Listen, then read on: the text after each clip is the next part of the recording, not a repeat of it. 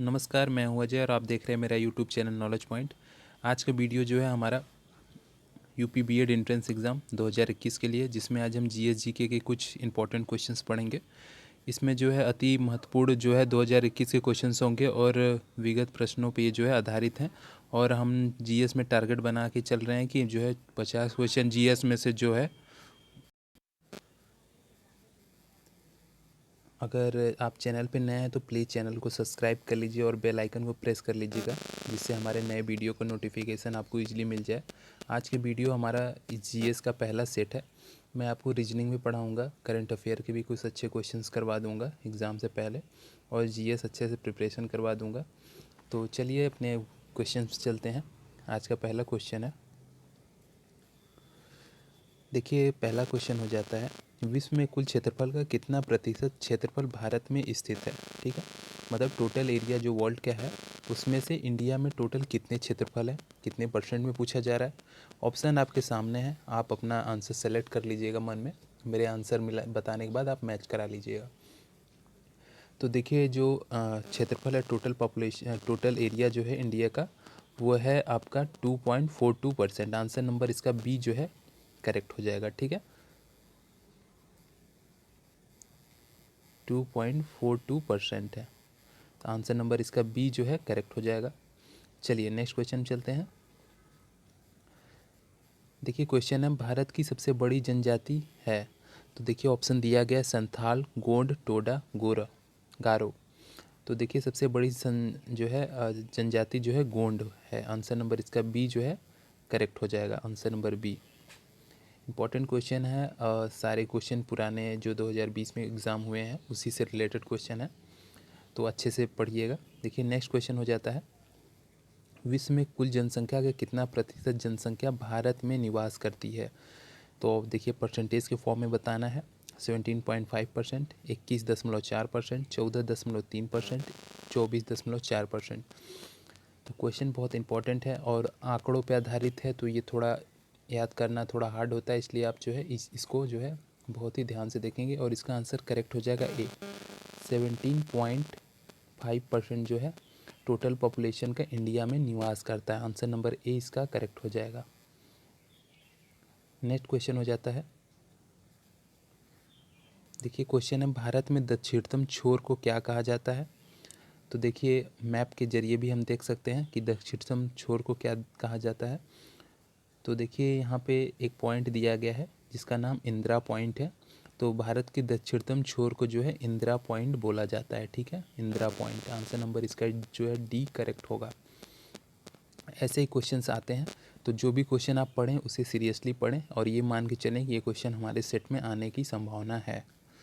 देखिए next question हो जाता है, भारत की कुल स्थलीय सीमा की लंबाई कितनी है। तो देखिए स्थलीय सीमा की पूछा जा रहा है, तो जो ये हमारा भारत है इसका जो है स्थलीय सीमा की बात की जा रही है। तो जो देखिए ये पूरा एरिया जो जितने पे लैंड है, ज़मीन है, यही पूछा जा रहा है।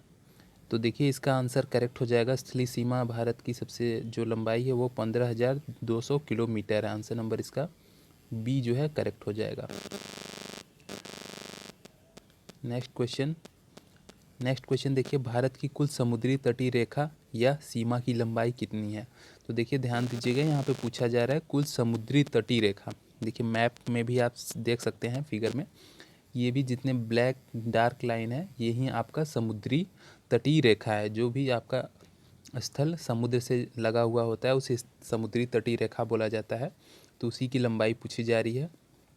ऑप्शन आपके सामने है, आपको बताना है।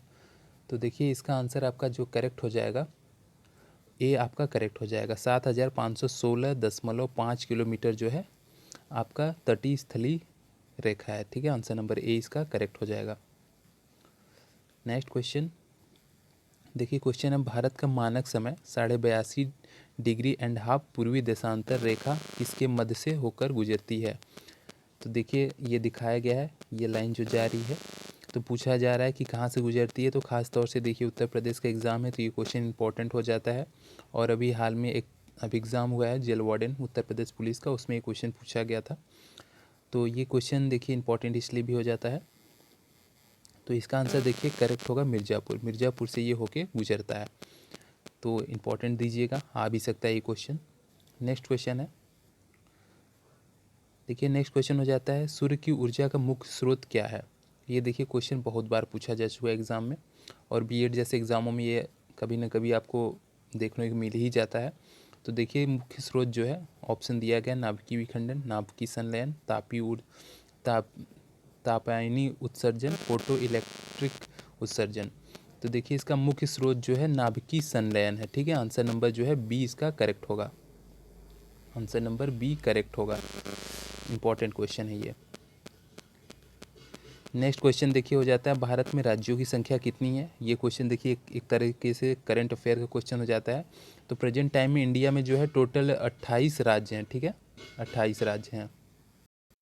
देखिए पहले पहले जो है 29 स्टेट थे, लेकिन ये जम्मू कश्मीर जो है आपका इन 2 केंद्र शासित राज्यों में चेंज हो जाने के बाद जो है अब टोटल 28 जो हैं आपके राज्य हैं। और यूनियन टेरिटरीज़ की बात की जाए, केंद्र शासित राज्य, तो वो भी अब 8 ही रह गए हैं, ठीक है, 8 ही रह गए हैं। तो आपका राज्यों की संख्या 28 और यूनियन टेरिटरीज़ जो भी वो 8 रह गए हैं। तो ये आपका करेक्ट होगा, ये आपका जानना बहुत ज़रूरी है, पूछा जा सकता है।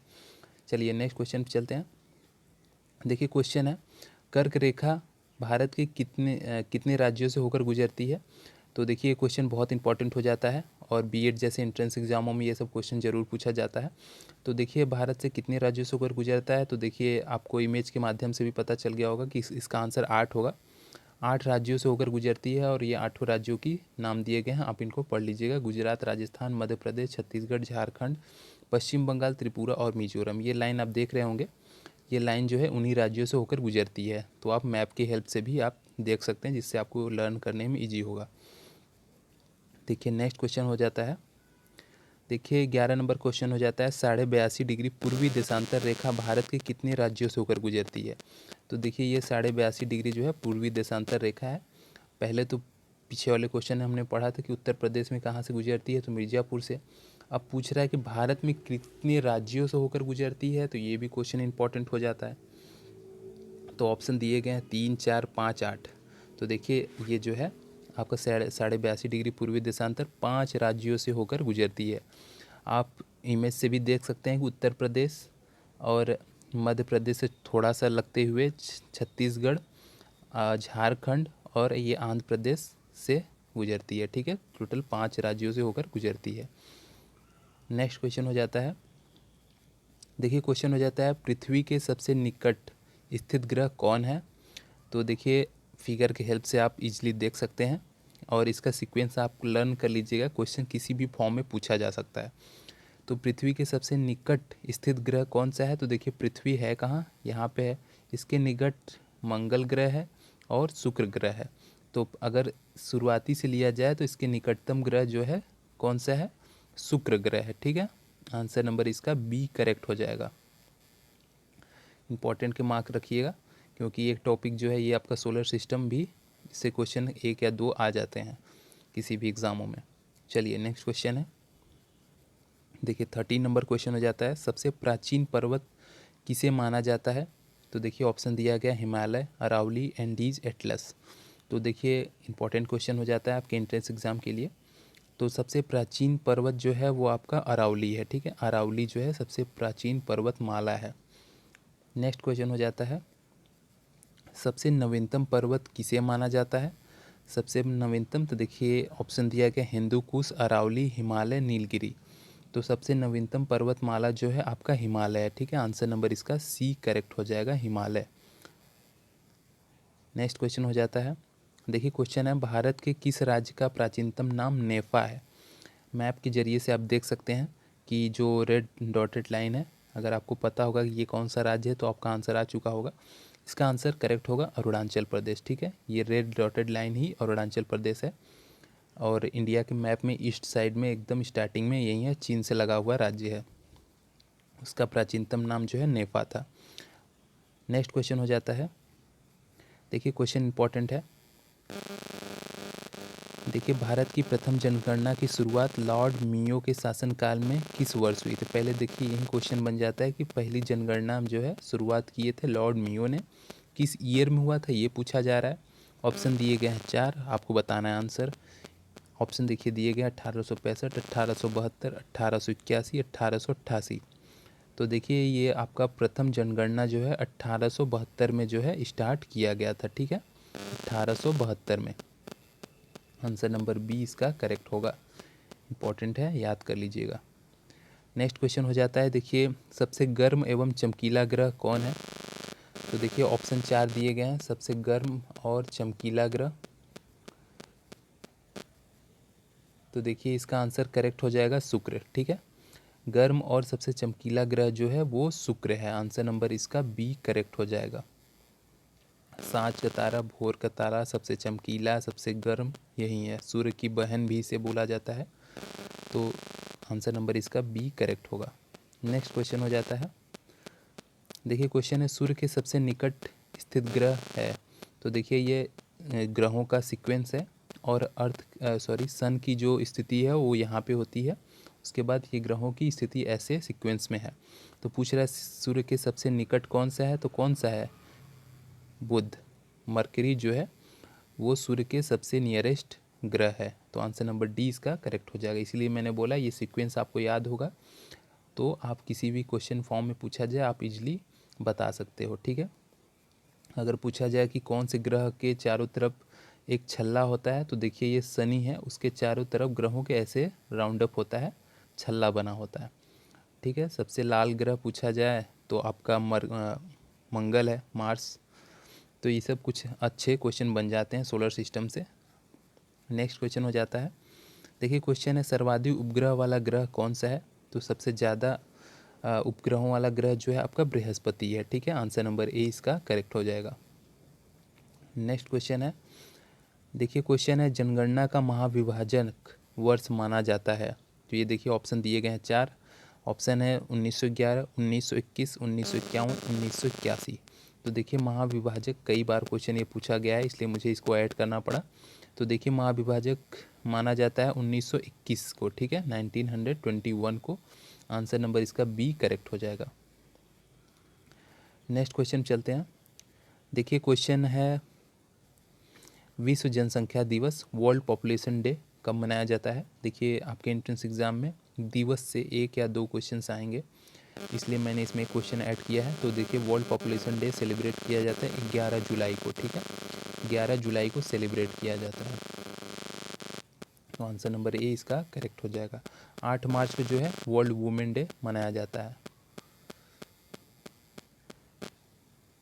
चलिए नेक्स्ट क्वेश्चन चलते हैं, देखिए ये हमारा लास्ट क्वेश्चन है। इस क्वेश्चन है जनसंख्या के अध्ययन कहलाता है।